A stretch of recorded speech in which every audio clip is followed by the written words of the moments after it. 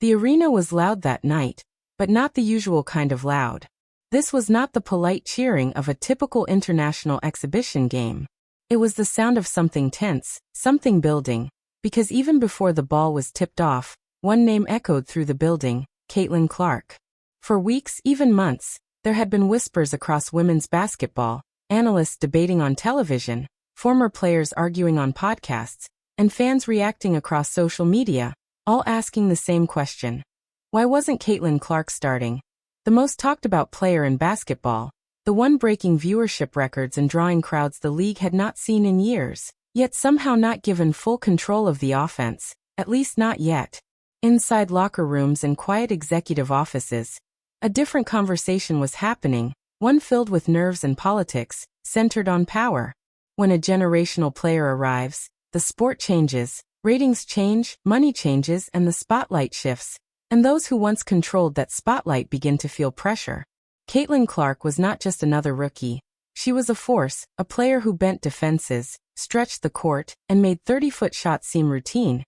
And when someone like that enters the league, everything begins to revolve around them. Some embraced it, some feared it, but on this night, something finally changed. I just truly don't get it. I think it's quite disrespectful to her because you're also starting. Paige Becker's got a starting nod for one of the games. Angel Reese got a starting nod for one of the games. Kiki Ariafen got a starting nod for one of the games. And these are all younger players who are making their senior debuts along with Caitlin Clark. And then you have Caitlin Clark, who's clearly the biggest superstar in women's basketball, just not starting. I just don't understand it. I'll keep it at that. I do not understand it. It doesn't change the outcome of the game. She still played a lot of minutes. She did pretty well in this game. But overall, you guys, it still seems like... For the first time, Clark's name appeared in the starting lineup. At first, the crowd did not believe it. Fans leaned forward looking at the scoreboard. Phones came out instantly and people started pointing, asking if she was actually starting. The moment the public address announcer confirmed it, the arena exploded because everyone understood what it meant.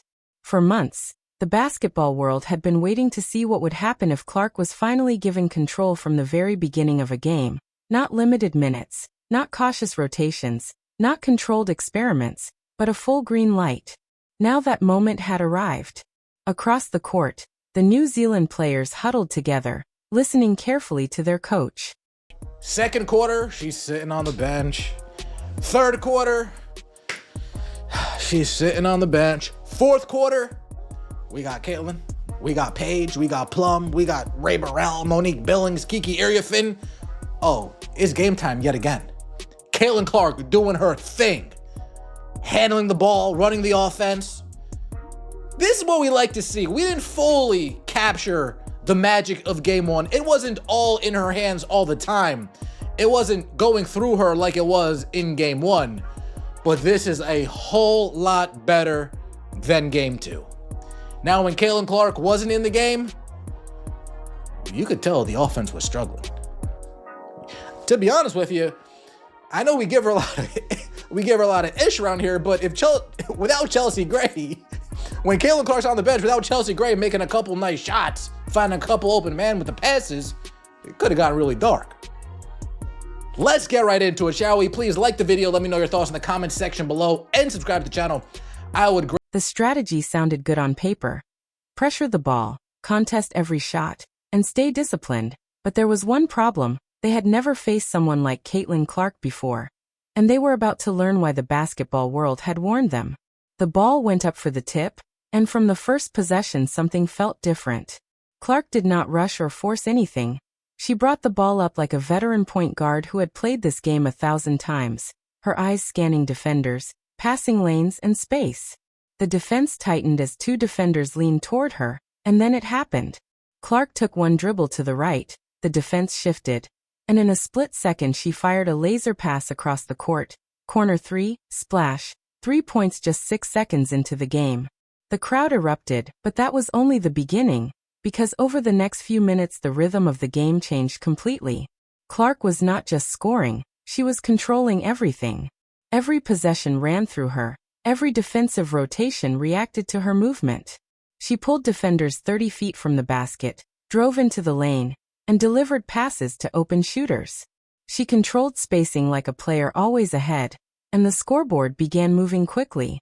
New Zealand called a timeout as players walked to the bench confused, not for lack of effort, but because nothing worked. Meanwhile, Clark walked calmly to the sideline with no celebration, just focus. And that was the most intimidating part because she looked completely comfortable. Back on the court, the pressure continued. Clark pulled up from deep, 30 feet, nothing but net, and the arena erupted again. The defender looked back in disbelief because there was no way to guard that shot.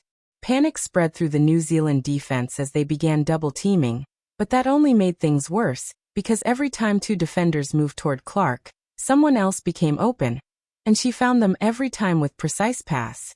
Points and only having shot 23s, we've got to shoot more 3-pointers. I'm so sorry. And I was screaming about that during the live stream.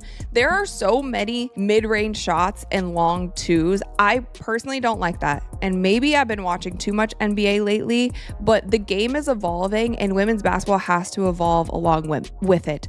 Women's basketball has to become quicker. Women's basketball, because it plays to our strengths as well. We play a more skill-based game than the men. We do not play as athletically as the men do. Why aren't they shooting more threes? At the same time, in this game against Team Italy, and then in the game before this against Puerto Rico, they were running a zone defense against Team USA. Now, with a zone defense, the quickest way to get another team out of a zone defense is by hitting 3-pointers. That's the zone buster, is making threes. So the fact that the players are settling for mid-range long twos, I'm gonna pull my hair out. And I don't care if I'm the only person who is commentating the game in this way and breaking down the game in this way. We need to shoot more threes. If it's Team USA, if it's in the WNBA, they need to start running offenses so that we can get more 3-point looks, because the floor needs to be spaced. Because women's basketball plays less athletically, the game sometimes gets really mucked up because everyone's on the floor. You're not playing on multiple levels. There isn't the change in speed and direction. The scoreboard kept rising, and by halftime the game was already slipping away. But the real impact came in the third quarter when Clark turned it into something more than a win, a statement. She stepped into another deep three, nothing but net. On the next possession, she drove into the lane and delivered a behind-the-back pass to a teammate cutting to the rim for a layup.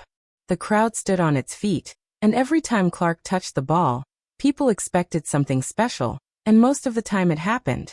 By the time she checked out, she had played only 23 minutes. But those minutes completely changed the night.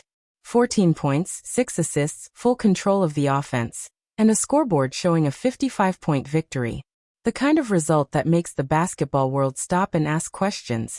Because this was not just a win, it was domination. But the real story was what those 23 minutes showed. Because for the first time, everyone saw what happens when Caitlin Clark is fully unleashed, not limited, not restricted, just playing her game.